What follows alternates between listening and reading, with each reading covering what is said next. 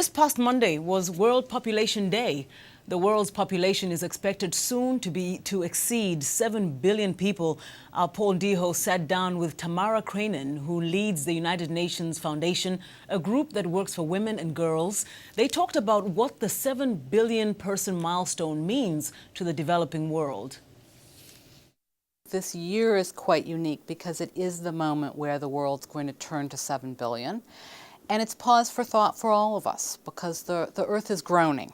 And so on the one hand, we've made huge progress. On the other hand, the world is impacted by the numbers of people.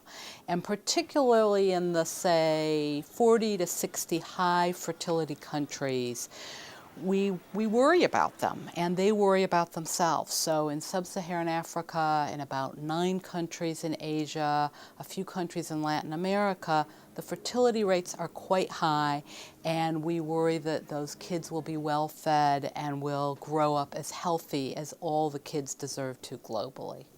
On the other hand, we do worry about the countries, and they worry about themselves, where women have high fertility. And what we know is that there are 215 million women globally who want access to family planning, to information and services, and don't have it. So perhaps they line up at a clinic, but they don't have choices of voluntary family planning, or they don't even know that it's an option. And they don't have the ability to time and space and plan their families the way we do in the United States or in many other developed countries. We believe that needs to change. We believe every woman deserves to have access to information and services to plan her family. Let's take a closer look at some of the developing countries. Women are most vulnerable in some of those countries. Are there some things that are tangible, things that you've put on the ground to make sure that these women are not as vulnerable? These women out there, their voices are being heard. Things are working in their favor rather than against them. First of all, we all have to have the political will to fund this. But if you visit a country, so for example, I was just in Ethiopia. Ethiopia is the second most populated country in Africa, 82 million people. And you go to a village and talk to the women, and they all want family planning because they want to do well by their kids and their families. And Ethiopia has actually made some strides.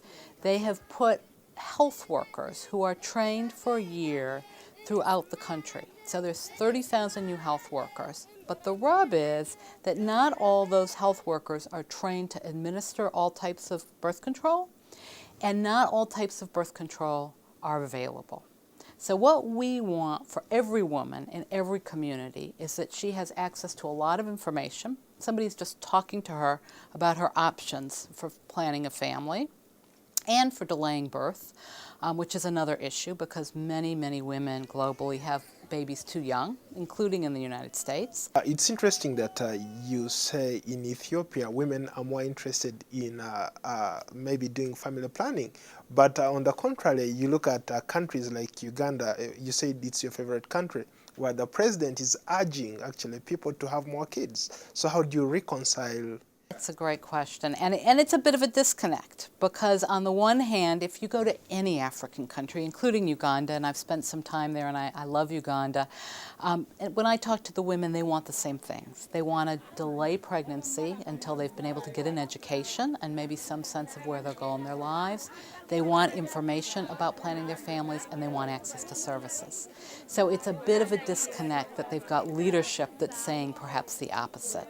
But I think if you go out and listen to the women and listen to the girls, what they want is control over their lives and their futures. And they know that if they can plan their families and they can get educated, that they're going to have money to put back into their families, their communities, and their nation states. Teenage pregnancy, yeah. Teenage pregnancy is a huge problem. It's actually a problem in the United States as well as in many developing countries. And there are many alarming things about it. One, it creates a cycle of poverty. But two, That's where we see the highest rates of maternal mortality is amongst the teenagers. They're really not ready to have a baby, particularly when they're 12 to 15 years old. So what we do is talk to girls about sexual and reproductive health, talk to them about delaying pregnancy. We also talk about delaying marriage, which is often out of their control. So we have to talk to the whole community. But that's been part of the program, and it's been quite successful.